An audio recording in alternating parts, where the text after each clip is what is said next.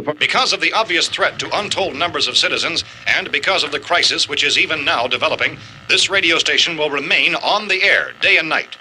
This station and hundreds of other radio and TV stations throughout this part of the country are pooling their resources through an emergency network hookup to keep you informed of all developments. At this hour, we repeat, these are the facts as we know them. There is an epidemic of mass murder being committed by a virtual army of unidentified assassins. The murders are taking place in villages, cities, rural homes, and suburbs with no apparent pattern or reason for the slayings. It seems to be a sudden, general explosion of mass homicide. We have some descriptions of the assassins. Eyewitnesses say they are ordinary-looking people. Some say they appear to be in a kind of trance. Others describe them as being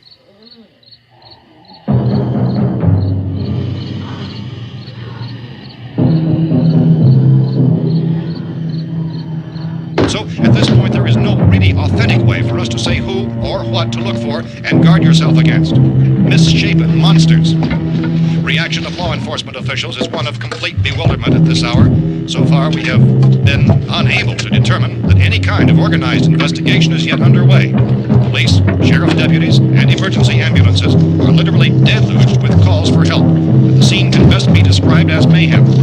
Mayors of Pittsburgh, Philadelphia, and Miami, along with the governors of several eastern and midwestern states, have indicated the National Guard may be mobilized at any moment, but that has not happened as yet. The only advice our reporters have been able to get from official sources is for private citizens to stay in their homes behind locked doors. Do not venture outside for any reason until the nature of this crisis has been determined and until we can advise what course of action to take. Keep listening to radio and TV for any special instructions as this crisis develops further. Thousands of office and factory workers are being urged to stay at their places of employment, not to make any attempt to get to their homes. However, in spite of this urging and warning, streets and highways are packed with frantic people trying to raise their families or apparently to flee just anywhere. We repeat, the safest course of action at this time is simply to stay where you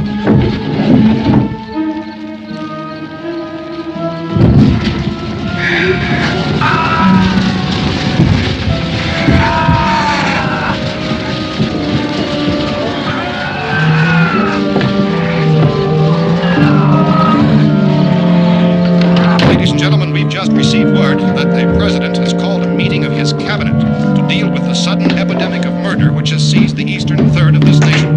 The meeting is scheduled to convene within the hour. Members of the presidential cabinet will be joined by officials of the FBI and joint chiefs behind closed doors. The White House spokesman, in announcing this conference, says there will be an official announcement as soon as possible following that meeting. This is the latest dispatch just received in our newsroom.